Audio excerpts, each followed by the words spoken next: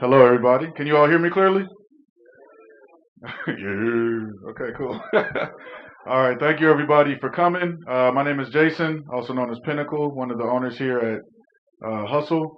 And we're really excited about this event to have women entrepreneurs to come and share their experience and how they've come to be where they are today. So, without further ado, I want to introduce our host, Mel Watkins.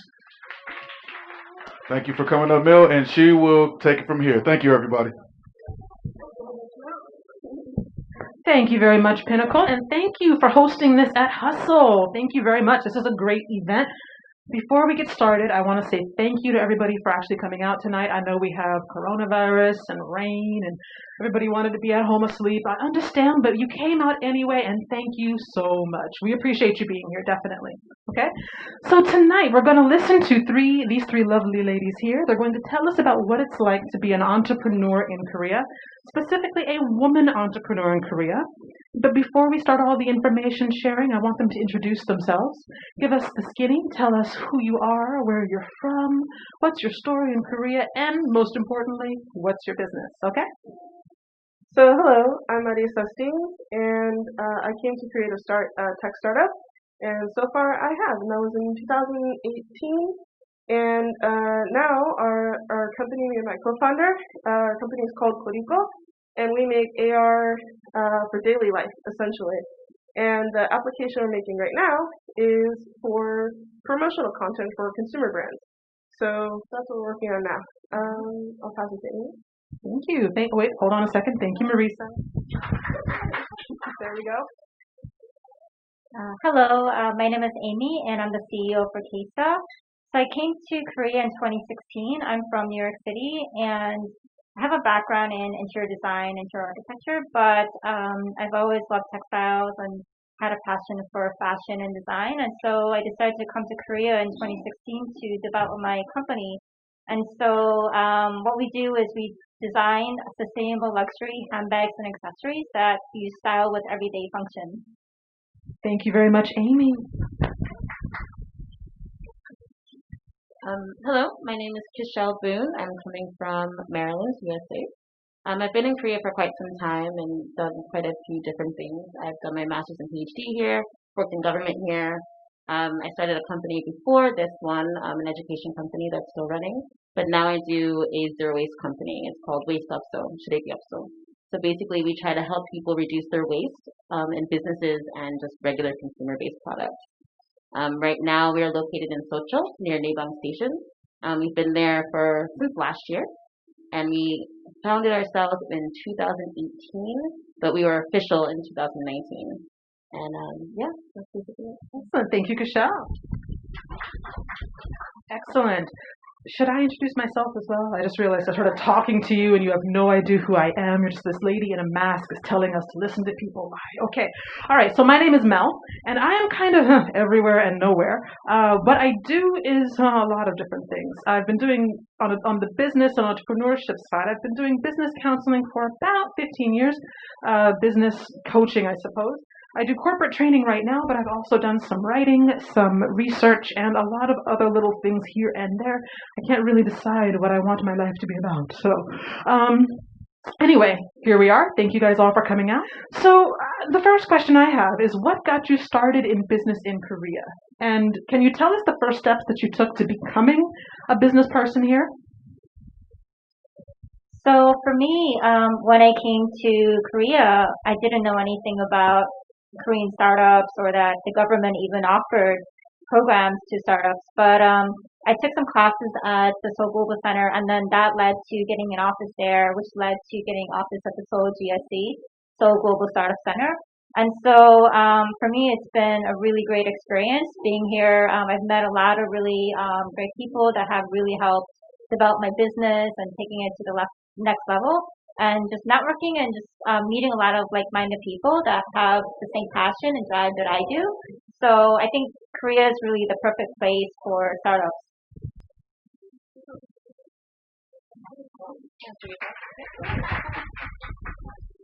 For me, my business journey started after I finished my master's and I was doing my doctorate here. And I was applying for jobs and nobody would hire me. At the time, I was working with Pinnacle before the whole Park Geun-hye fiasco happened, and we all got fired. And so I was looking for a job, and nobody would hire me, and they wouldn't tell me why because of who I worked for. So during my doctorate studies, I was taking an entrepreneurship class, and from there I just realized how many ideas that I actually had and that were actually feasible. And so from there I just decided, might as well just do my own thing. So I just did my own thing. Luckily here in Korea, there's so many opportunities to get information, and you don't have to speak Korean to get that information. I think that's the most important part. Korea makes it incredibly accessible to access information and to get things moving faster than I think many other countries, maybe even the United States. So for me, I just looked into it, found the Oasis program. That's where I met Amy as well, and I went through the point system, and it was super easy and effortless almost, and got it done.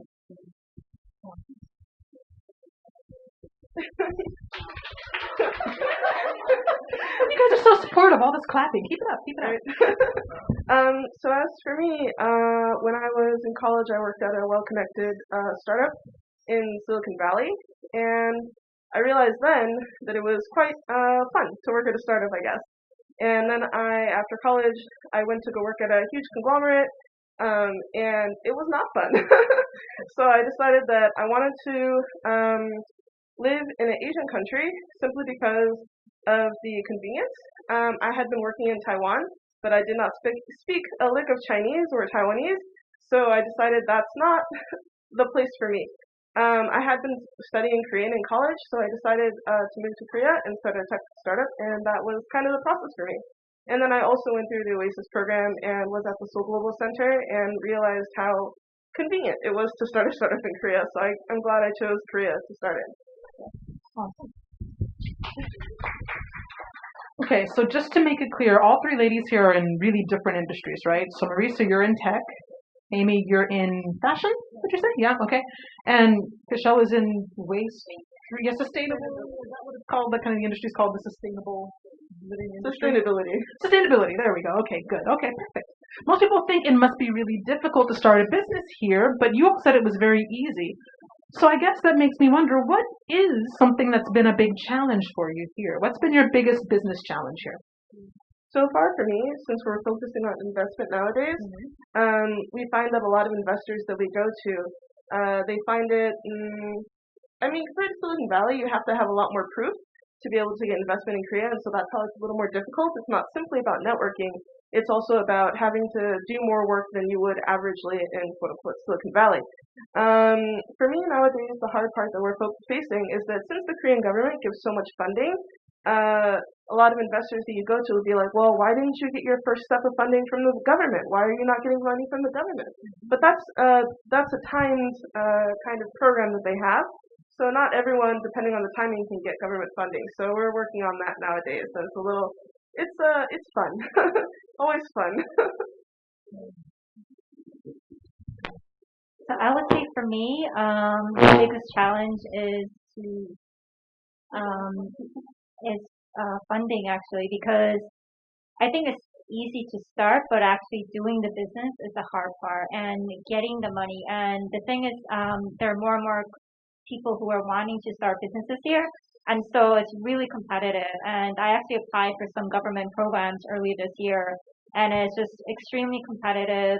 They do offer a lot, but there's Korean businesses, there's foreign startups, and just at Seoul GSC, just in my experience, when I applied there 2 years ago, there were maybe like over 200 applicants. I heard not this last year, but the year before, there were like over 1,000. So I think more and more people are realizing that Korea is a good place to start businesses, and so they are coming here. So I think for any startup, money is always the toughest thing. Definitely, okay. Yeah, I'll have to definitely second that. It's really easy to start. It's hard to maintain and grow. Now that we've been in business for about a year, we just celebrated our 1-year anniversary. We're working on our own product development now. Congratulations. So, thank you. It's hard. It's not easy. But it's a lot of fun. It's really interesting, and I feel like I have so much promise when it comes to the development of my products. But in Korea, it's incredibly difficult to produce your own products. especially when you need multiple materials to do so. Like not even just like the basic instinct of just like, okay, I need packaging or I need a logo. Like those are basic things and they can be difficult to find, especially when you're trying to do it sustainably. But when it comes to literally getting the ingredients of what you need to put together, like, that's probably the hardest part that I've had to deal with because we don't have a Home Depot here. You know what I mean? Like we don't have a one-stop shop situation. So you're talking about going down to Busan. You're talking about going to Ulsan. You're talking about going to places you've never even heard of, you know, and trying to find the kind of people that can get your stuff put together. So for me, that's been like the biggest challenge because you want to get your stuff out and roll out at the best time of year, and you have to really plan a year or two in advance to get it at that point in time that you want to get it out. So yeah. Right, and I think out of the 3 panelists, you're the only one with the physical shop location, right? Are you? Yeah, sure. I think so, right? Sure, yeah. Right, definitely. Well, yeah. I'm the only one with the shop, so Yeah, you're the only one with like a physical shop. Yeah, so like, that's challenging because if you were in the U.S., like you said, you can go to Home Depot or Target and just pick up everything you need. That takes Well, a they lot just more have planning here. consultants. Like I feel like Right. Mm-hmm. I can Google a consultant to get what I need, you know, and like they would do everything for me. Whereas here, especially what I'm doing, the industry that I'm in is fairly, well, not fairly, it literally is new here. So many people just maybe don't understand, or maybe I'm using language or vocabulary that they're not familiar with. Maybe there like literally isn't a word in Korean for what I'm talking about. Like they literally just created the word for sustainability in Korea. Okay. Like I was working with IKEA a month ago, and our whole workshop was about sustainability and how they can relay that to their Korean customers because they had no idea what it meant. And it's IKEA. So it's kind of, it's a bit difficult. Yeah, okay, that sounds really challenging. I see some questions on faces in the audience. Just keep in mind we're going to have some time for Q&A from the audience a little bit later, but we're going to continue with the direction we're going in for right now, okay? Interesting. Thank you for sharing that. So my next question, I guess, because this is the Entrepreneurship for Women panel, and you are all women, Korea rates pretty low on indexes globally for things like sexism in business and gender equality. So I guess my next question is, have there been any unique challenges you've had in business here as a woman specifically? Somebody who is not Kashel or Amy needs to go first. Thank you. Okay, that's me. As far as people that I meet when I'm trying to, you can easily see when you meet someone on their face, kind of their perception of you. And in Korea, the perception is, oh, foreigner first, and then woman. And sometimes, specifically, I've been meeting a lot of investors recently, and they're always men. I've met one single female investor. She was an angel investor at Bond Angels. She was cool. But everyone else, some investors I've met, they ask, how old are you? And I feel like if I was male, maybe they wouldn't ask me how old I am, or, age in Korea is very important either way, but I feel like it wouldn't be such an immediate question. So I feel like the question, they try not to be discriminatory, but and I can't point it out because they don't know what it means, especially older men that are investors. So it's an interesting way to step around, but usually I bring my male team member, and he's Korean and he's fluent in Korean, so it's a little easier for him to kind of get around those social issues that I might face. And if I see that the person I'm talking to is kind of going in the direction of not listening to me because of my gender, I have him speak more. I've trained him on speaking over me to get to the investor, so it's a necessary thing. Yeah. That's pretty intense. Yeah, I've trained him on body language as well. He's not my co-founder, but he is a male, so the investors tend to listen to him. It's something, again, you cannot point out because they don't really understand it. It's a sad reality. But it's something you have to deal with to be able to change the environment. For example, I don't want to create a company that has this kind of hierarchical stance that a lot of Korean startups even have. And that is one of the main things that I include in my interviews. And it's really something that gets, people that I want on my team to be on my team. So it's definitely a way of filtering as well. Wow. Okay, thank you. For me, I haven't really experienced it too much. Same as Marissa. I think for me, it's more they see a foreigner first, and then female. Sometimes I get the feeling that people don't take me as seriously because of those two things, but generally because I have my own company, I haven't really had to deal with that here. I agree with you. Okay.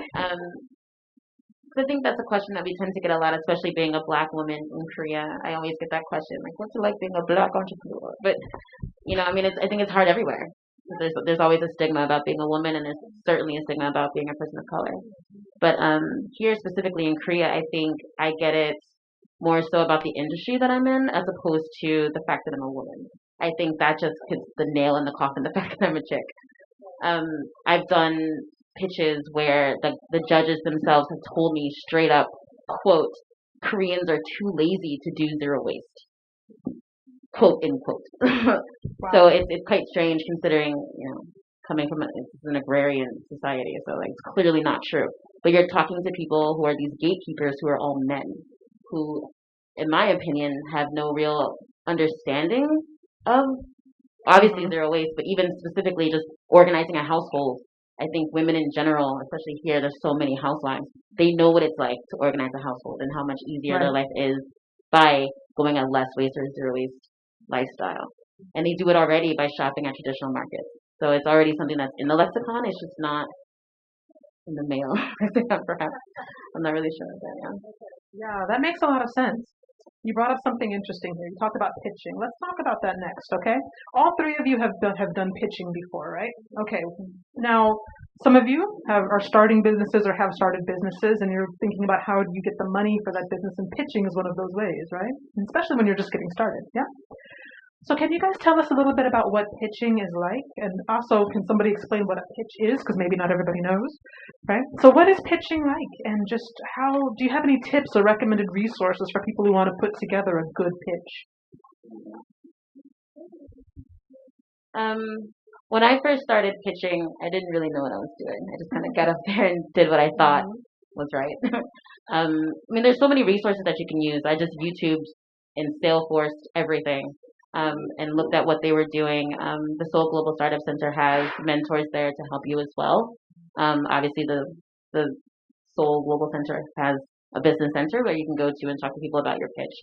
But essentially, it's something that's within 10 slides that should give a total breakdown of what your company is, what you do, what your product is, and where you're going with your product, and why, obviously, people should buy into your product. The pitch can be incredibly stressful. It's usually timed. I've been in pitches that have been 15 minutes long, and I've been in pitches that have been 3 minutes long. So it really just depends on the organization that you're working with and knowing your company inside and out. You should be able to do an elevator pitch, which is usually under a minute. You should be able to give everything that's important about your business within under a minute. Otherwise, they just stop listening.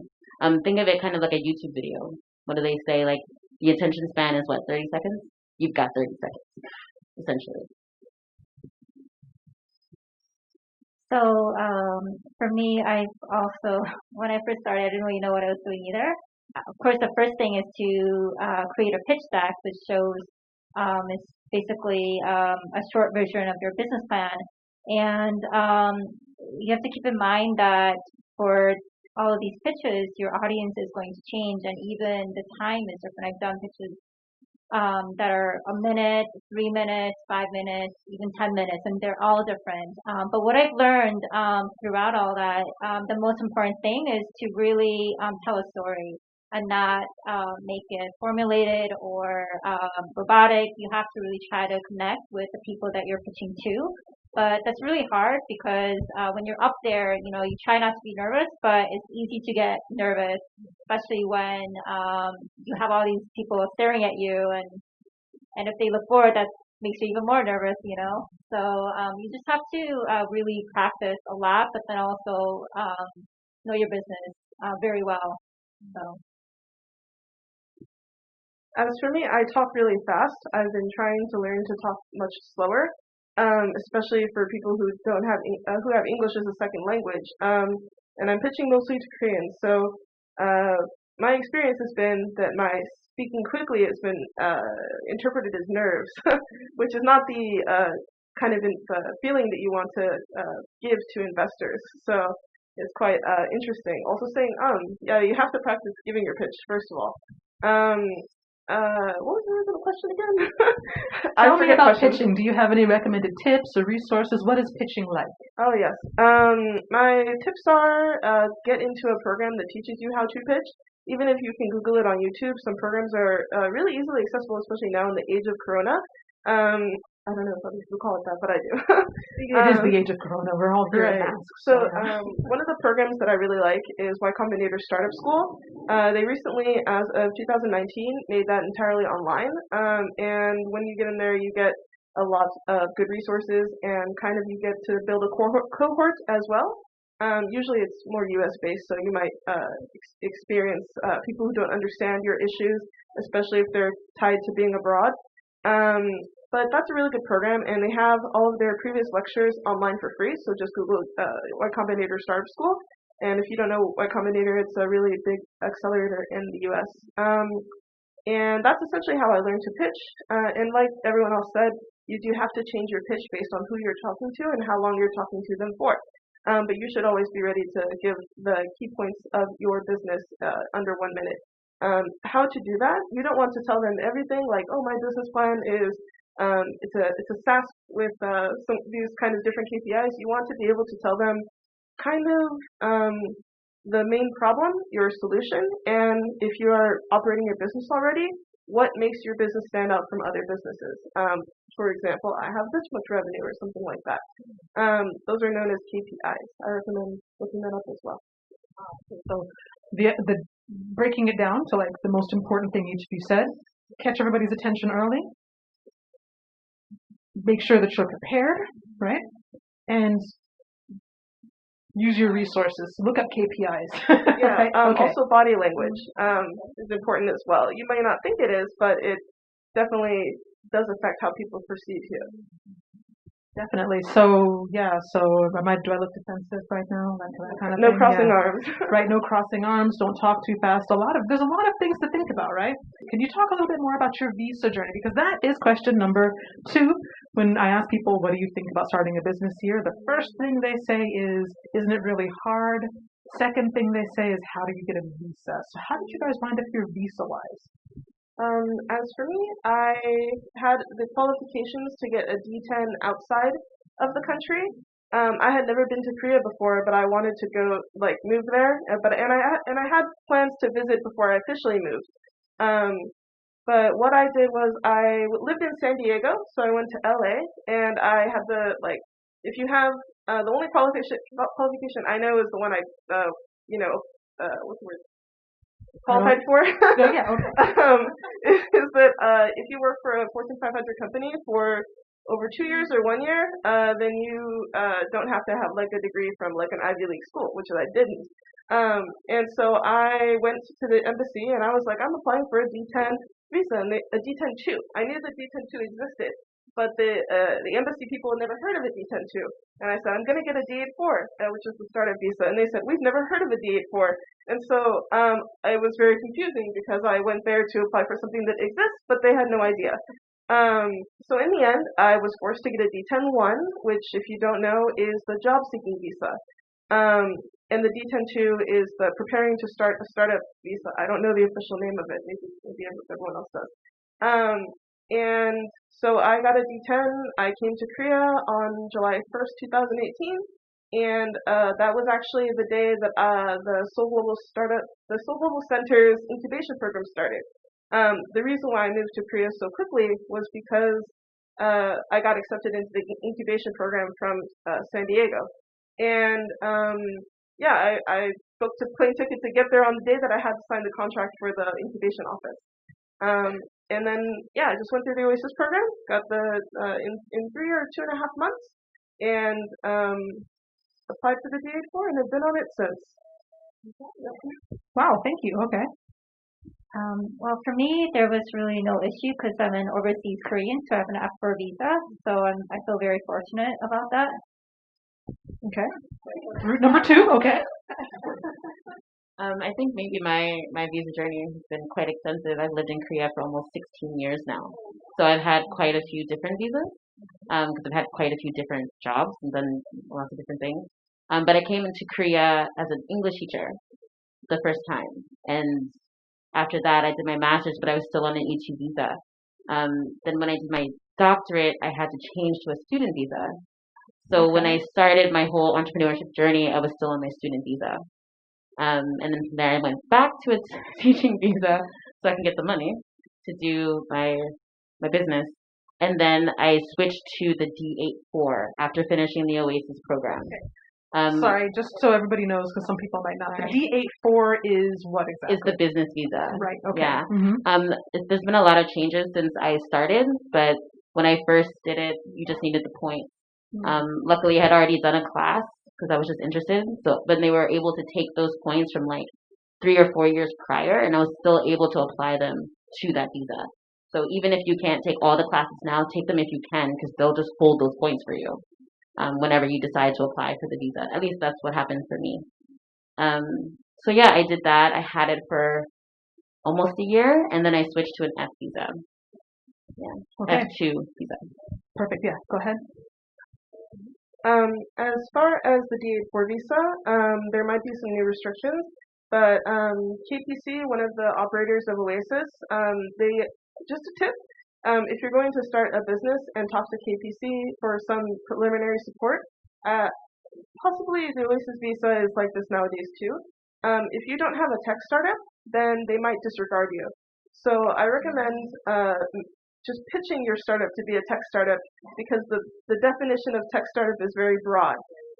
You can say that you have a website, and it doesn't even matter what's on the website, but you must say, I'm a tech startup because I have a website, even if you never will touch that website. Because they do just, not discriminate, but kind of discriminate against people who don't have tech startups. For example, if you're applying for the Oasis 3, one of the operator, and the Oasis 3 is to get a patent in Korea. If you're applying for that and you don't have and you're not going for a tech startup, they might discriminate against you a bit, since I've talked to the operators of that program currently. It's unfortunate, but just say tech. Koreans love hearing tech. Okay. Well, everybody, remember, say tech. Okay. All right. Good. So this kind of sets it up. So the questions that I get when people say that I want to have a business here: is it hard? How do you get a visa? What about the money? And you all kind of alluded to that a little bit when you talked about pitching. You don't need to go into great detail because this is not an audit, but can you maybe tell us a little bit more about how this kind of thing works for you financially? Did you have startup funding? Did you have investors? What's the bare bones idea of how you get the finance to make your business run? In the US, a lot of people say before you get your seed round or your pre-seed round, you should go for the triple F round. Does anyone know what that means? No, tell us. Yeah, it's friends and families pretty much. And it's really annoying. I actually have had a few Korean investors tell me that, and I'm like, if I had, I do have friends and family, and I did raise from them, but I only raised a certain amount. And they currently, since we're running out of that amount, they're like, well, why don't you just go to your family and raise more? And I'm like, I don't want to fund my entire business off my family. That makes zero sense. Like that's not how it was a stupid question. I couldn't tell him it was stupid, so I just had to smile. But a lot of people might try to push you in that direction, but I guess just bear with it, and look for funding somewhere else. You don't have to deal with all the investors that you talk to. Question? I'm bad at The question was, how do you make the money part work? Oh, right. So right. you got some funding from your friends and family, Yes. and then And currently I'm looking for a formal investment. But the money part, I also worked at a big company in the U.S. Before I quit and moved to Korea, and I saved up some funds from that. Not a lot of people are as fortunate as me to have had, quote unquote, big tech job. But you work with what you got. So for me, I've mainly been self-funding. I've also have savings from working in the U.S. Some family, but mainly I've just been self-funding my business. Of course, I'm looking for funding as well. So that's something that I'll be looking at in the next several months, is really trying to get funding for my business. And so That's one of the goals for me this year. Great. I think if you're already in Korea, especially if you're from North America or one of the six English-speaking countries, just work. Get all your stuff done before you decide to actually file for your business license. It doesn't make sense to go into that without like a working business model. And they tell you that at the startup center, like they tell you just get all your ducks in a row before you even decide to file, especially if you're going to be on a D8 visa. Right. Because if you're not making money, they're not going to renew your visa. So it's best to just get everything ready before. That's one. Two, I'm also self-funded. I don't rely on any investments. Um, but I do think also too, it's kind of hard to answer that question Right. just because they changed the rules so many times. When I was applying for my D8-4, I only needed 1,000,000 won. And I didn't technically need to have it. I just needed a printout from my bank that said that I had 1,000,000 won in my account. And then you just add that into your application packet. And again, that's when I did it many years ago. I don't know what it is like now. But there is a route that you can go through that I think you need like $100,000, like something crazy, but you don't actually need that. So I think you can all gather $1,000 if you need to like get that visa done. But at the same time too, you don't need to start unless you're really ready to start. Right. So nobody mentioned that you need so nobody needed $100,000 to get started here, right? Okay, because everybody hears that if you want to start a business in Korea, you've got to have that $100,000 investor visa, but that's not true for anybody here, right? Good. Just want to be clear. Okay. I just have one more thing. Go ahead. Mhm. So I also want to say that if you currently are working, I wouldn't quit your day job. I think the best thing to do is start small and keep your day job and save, and then work on your business on the side. I think that's really the smart thing to do, and really the best way because you really don't need a lot of money up front. You just have to get started. That's really the most important thing. Right. Okay. Great. All right. So what we're going to do now is I'm going to open it up and see if anybody in the audience has questions. Can everybody hear me? Okay, great. All right, so this question is from Marissa. You said that you were in San Diego when you applied for the incubator. I just wanted to know how you went about that. Did you already have a business idea before coming to Korea? Did you already have an app, or how did you go about getting everything done so quickly? I had a business plan already ready. I had been thinking about what kind of business I wanted to open for a while before then. And I had been thinking about moving to Korea before then as well. The Seoul Global Center, now called the Seoul Invest Center, they renamed themselves like less than 6 months ago. And they also moved to a different location, but you can still get consulting at the Seoul Global Center on the 6th floor in Jonggak. They had an online application, and then they were trying to get people from the U.S., kind of like a lot of other foreigner-focused startup programs. That's why they had online interviews. And so I just interviewed, and they said, okay, the program starts on July 1st. Be here or be square. So yeah, I decided to, and that was 2 weeks before, exactly 2 weeks. Before that I had gotten the acceptance. So the very next day I drafted up my resignation letter and handed it in, and then 2 weeks later I moved to Korea. So it was a fast process. But I do recommend having a business plan, of course, before applying, because you need, to tell these incubation programs what your business is about. So yeah, do be thinking about your business for a while before you start it. Okay, great. Any other questions? My name is Debbie. I've been in South Korea. This is my 9th year here. I'm a fencing athlete, but I'm also an English teacher. And I'm more a creative person rather than a business-minded person, but I would kind of like to make a switch and get out of teaching. I want to kind of use my talents and my skills to make my life here. And one of the suggestions by Amy was to not give up your day job. But then the questions I have about that for both of you, I guess, is while in my day job, how does one make time to meet with investors when your hours your working hours are within the business hours, and then your finish time is well after business hours. How would one manage that without crippling your job? And then for you, Cashel, do you change your visa first? Because I know with E2 visas, we're not kind of not allowed to have another job-ish, but I don't think there's anything written about not having a business, but it's just like you're not supposed to work someplace else. So how did you go about doing that? So I think the first question is for Amy, and then the second question is for Cashel. I can probably answer the first question as well. Okay, cool. I think that you definitely need to keep your day job. I understand your reservations because obviously you want to meet with people during working hours.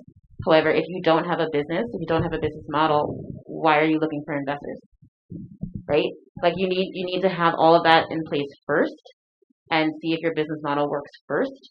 I don't know what your business is. I know you're a creative, so I would imagine that you would need to get, I don't know, some kind of following on social media or on a website, something like that, before you would meet with investors. And then if you do have an online based business or creative situation, you can just send that pitch deck off to investors via email. And especially now through the Rona, you don't want to be meeting with anyone face to face. So now's the perfect time to say, hey, like let's use my break time, for example, or let's set this at 8:30 before I go to work at 9 or whatever it is. I don't think you need to quit your day job or even take a day off to have that meeting. As far as your visa, if you've been here for 9 years on the same visa, you should think about changing to an F visa. If I recall correctly, you only need to be here for 5 years on the same visa to get an F2 something, 99. There you go. So you can change your visa and then just get a part-time gig, and then you'll have, all the opportunity in the world to meet with whomever you need to meet with and to work on your business as well. That's an excellent question, Debbie. What do you have to say about it, Amy? I really don't have much to add. I mean, I agree. I think that when you are ready to commit more, I recommend you have until you get investment or something, you do have to sustain yourself. So for me, I keep my days free, and then I teach in evenings and weekends. So I still have another job, and while doing my business. And I think that you just have to hustle and you just have to do it. If you really want it, you just have to do whatever it takes to make it work. Marisa? I actually have an answer for this as well. Not the thing about working at the same time, because I did not ever work in Korea. Not for myself. But what was it? There are programs that do pay you while you incubate. One of them is what is it called? K Startup Grand Challenge. Yes, the K Startup Grand Challenge, but that's a pretty difficult pitch, It right? is hard to get in for some. It's about knowing people, knowing the current tenants, which is easy to connect with them over social media. They give you tips on how to get into the program as well. And I had not gotten into the program, but I got pretty close, and I might get it next year. But it's definitely helpful because they do pay you, and then you can quit for a few months and focus entirely on your business. That's not the only program. There are a few more Korean-centered programs. I don't know if for 9 years if you learn Korean fluently, but that definitely will help you with finding a program that might be suitable for you. Okay, awesome. I don't know if they still have this program, but I remember hearing about it a few years back. There's like a housing allowance program that you can also sign up for. They don't advertise it. I don't know why. But if you go to like the Global Startup Center, or I guess Invest or whatever. Global Investment Center. Yeah, they can give you more information. Like talk to Hong Suk Che. He's kind of like the resident dude there. He can probably tell you more about it and where to sign up. But I heard about that years ago, and it's kind of like I don't know how you call it, like everybody lives together kind of co-working, co-living situation. And there is a co-working, co-living situation in HBC. Or is it Gyeonggi-dong? Gyeonggi-dong. Yes. And it's kind of cute, actually. Never been inside, but the outside looks kind of cute. So, like, you have options to kind of to help sustain yourself while you're trying to get your business off the ground. It's a co-working, co-living center. Yeah, in Gyeonggi-dong. Actually, that program is happening now. It doesn't apply to me because I don't live in Seoul, but they do what's the word? They support your housing, and it is like a co-working, co-living space. I know that the Seoul Startup Hub and the Seoul Invest Center / Seoul Global Business Center, it's hard, I know. They're supporting people now, so all you have to do is go in and ask to be recommended or referred to that program. I found the link somewhere and it's gone now. If I can find it, connect with me. I'll try to send it to you or anyone who's interested. But yeah, to go to Hong Che, I don't know his last name. Yeah, he's very reliable and helpful. Yeah. Awesome. Okay, thank you, ladies. Okay, are there any other questions for these ladies before we start to kind of move towards wrapping up? Okay, speak now or forever hold your peace. Oh, Lance has one. All right. Hey, yeah. Hey, everybody. I'm Lance. I'm here on E1. Okay, cool. So I guess my question is for Kashel. Did you just go to a Budong-san to get your physical location, or say a specific one for like commercial, or that's different, or Budong-san is residential? Yeah, really good question. I just got super fucking lucky, to be honest with you. A friend of mine works in a building that happened to have space available, and I was able to get it. And actually, the owner of the building donated it to me, so I didn't even have to do. I don't know. I got really lucky. I got really lucky. But even before that, the only reason why I got that was because I went to a Budangsan, and because I'm a zero waste market, so I wanted the kind of like home feel. So I was going to just rent out in a residential space. But that ended up falling through. There was mold. I couldn't move in. And so then I lucked up on the place that I have now. But yeah, just go to a Budangsan. It's not a big deal. Totally. You just have to make sure that it has the proper zoning. Because I've had friends that have opened up shops and they didn't have the appropriate zoning and they got kicked out. Because like people are going to report you. They're going to report you all the time. So like just get like make sure like you have all your documents ready and prepared, because they'll be like, oh no, it's fine, it's totally good, but it's not zoned for that. Like apparently like his place was like a garage, and they didn't tell him. So he paid all this money, bought all these materials, bought all this furniture, everything, and then got kicked out in like 20 days. So you just have to make sure your ducks are in a row. I think the major takeaway from what you just said is network. Because if you didn't know those people, you wouldn't have gotten that space, right? Yeah. Which actually brings a question up that I have is, how do you create a network here in Korea, like a business network? Because it's quite difficult, right? I mean, most of everybody here lives in Korea, right? And it can be quite difficult to create a new network out of thin air, especially if you want to be in business and not be a teacher or an educator, right? So how have you gone about creating a network for yourself? I'm usually pretty introvert. I don't really like talking to people. But when I'm drunk, I'm good. But I think for me, it's like, don't discount any person that you come up against. You know, like you might, they don't work for this company, or, they don't know whatever. Like you never know who knows somebody. And Jason knows everybody. So I recommend everyone know Jason. Exactly. He's very well connected. Come to his bar, drink a lot, talk to him. Yeah, but no, honestly, like the people that I've met, I've been just really fortunate because somebody knew somebody that knew somebody. So just don't discount any person.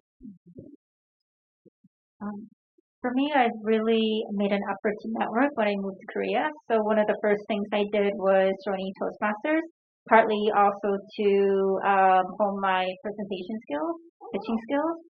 So I met a lot of people through that, and then just various networks with friends of friends, and then now with the Seoul Global Startup Center, and then I took a class at the Seoul Global Center several years ago, and I still have friends from that, and so it's really just getting yourself out there and meeting people. And I think if you're an entrepreneur, even if you're introverted, I think it's really important to meet people and really just really share your story, yourself, what you want to do, and meet people. Okay. Makes sense. As for me, when I first came to Korea, I was going to a lot of events, a lot of Korean events, and I didn't speak a lot of Korean, so it was a little awkward being like the foreigner in the corner that doesn't understand anything that's happening. But usually when I go to startup events, there are a lot of English speakers. I've even been tricked by one guy who pretended not to understand English, and then he just spoke to me in Korean, and then I was just like, I don't speak Korean, like 한국어 참 못해요. And then he's like, no, I'm just kidding. I speak perfect English. And I was like, why you do that though? But there's a lot of good people at these like networking events. Usually I attend in Gangnam at D Camp. D Camp is a good place to go to for networking. I also recommend something a little more if you're trying to look for a co-founder or people to join your team, and if you have like a tech startup or anything you need people for, especially Korean people, I do recommend hackathons. Hackathons, you get free food, you get to stay at some like air conditioned or heated place depending on the season, and it's actually just really really comfortable, and you get to network with people of varying ages, so you get to meet a lot of diverse Korean people. And you can also get some points for Oasis depending on which hackathon you attend. Oh, So, really? That I didn't know. oh yeah, I looked into that. Oasis 6 is if you win like some sort of competition. My story for that is that I attended one of the competitions. There were not a lot of foreigners, but there were some foreigners. I joined two teams together, and I got sick on the day of the hackathon. So I just like went to the sleeping room and slept the whole entire time. And then when I woke up, we won. So yeah, that's how I got my Oasis 6 points. It was quite convenient, and I just like ate their food and left. And got money. We got money for winning too. So yeah, quite crazy. It was good math, I guess. So yeah, I recommend hackathons for sure. I met my co-founder through a hackathon. Yeah, it was really good. That's amazing. Wow. Okay. Really good advice there. Really good information and tips. Excellent. Now, we're going to start kind of wrapping up a little bit. So I want to just ask these ladies one final question. Okay. So I've asked you a lot about what you're doing now and how you got started and kind of some challenges that you're having right now. But I am curious, and I'm sure everybody else is too. What do you see in your future? What do you want to do as far as the future of your business? What's your goals, and what do you think Korea offers that can help you get there uniquely? Okay. As for me, I want to have I'm looking forward to having a big office somewhere in Gangnam, and have like it'd be nice to start out with like my dream of a 50-person team, where we all work on different projects, but for the same my company. As I mentioned, we make AI applications, and in the nature of applications, there are lots of different projects that you can work on simultaneously with people with the same skill set. Yeah, my dream is to build an equitable company where people aren't discriminated against. Even in Korea, you can't be discriminated against. Even if you're Korean, you can't be discriminated against by other Koreans. So I just really want people to feel safe and comfortable working at Pinnacle, and that's my goal. Awesome. For me, what I really want to do is create a brand, a company that provides value, not just with our products, but what we do as a company. So my goal is to create a sustainable community with people who are also passionate about sustainability and doing good for the environment. And my goal is to collaborate with other businesses or startups to find creative solutions, to find solutions to our current global climate crisis. And so, of course, with my company, what we're doing is really trying to lower our impact, our carbon footprint, and really provide products that are sustainable and ethical. And we want to really do that as a whole, not just with the products, but with the company as a whole. Awesome. Okay. My goal is to retire. That is my absolute goal. And so to do that, I think Korea makes it easier, I guess.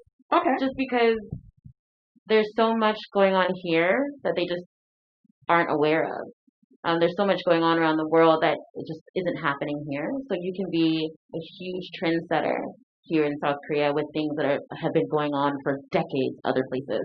So you're able to look at other business models, you're able to look at other companies, you're able to look at other products and see how you can improve on them and then bring them into this market. And that's what I'm hoping to do with the products that I'm developing. And from that, I want to retire. Also too, like, if you have some kind of shop and you're selling globally, you don't have to pay tax on that money.